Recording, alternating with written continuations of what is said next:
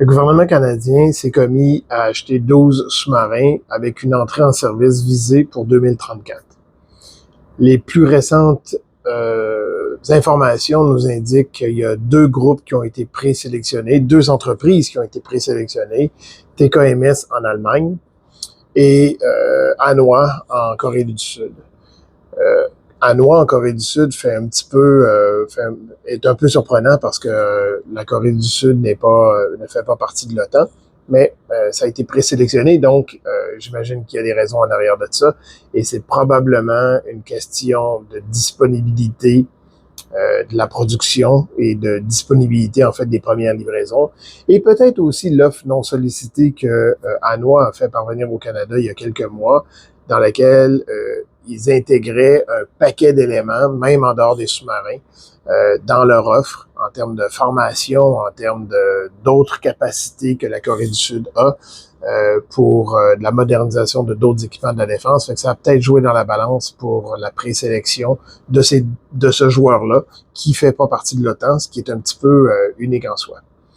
Donc, deux fournisseurs présélectionnés pour augmenter l'efficacité, je pense, de l'appel d'offres, simplifier l'appel d'offres et avoir des discussions un peu plus directes avec les gouvernements et avec les entreprises pour pouvoir aller chercher plus de compétitivité.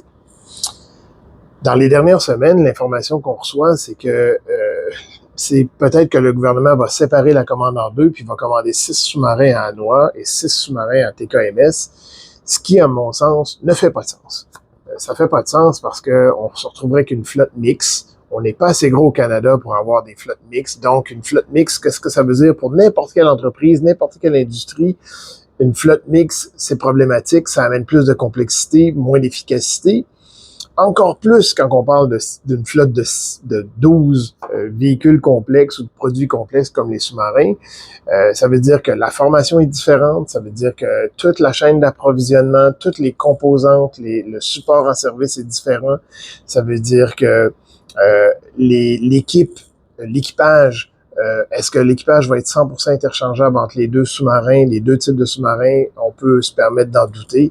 Il y a un paquet d'éléments comme ça qui font que c'est pas une décision d'affaires intéressante. C'est probablement plus une décision politique pour se rapprocher de l'Asie et pour quand même contenter les Européens.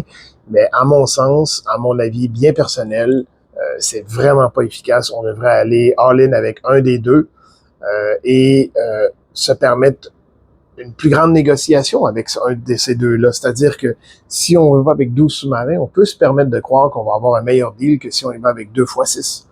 Donc, n'hésitez pas à commenter là-dessus. Je veux votre opinion. C'est important d'échanger sur ce sujet-là parce que dans les 20-30 prochaines années, on va probablement vivre avec un paquet de décisions comme ça, des décisions qui sont politiques, qui sont temporelles, qui sont bonnes pour quelques années, mais qu'ensuite on vit avec les problèmes.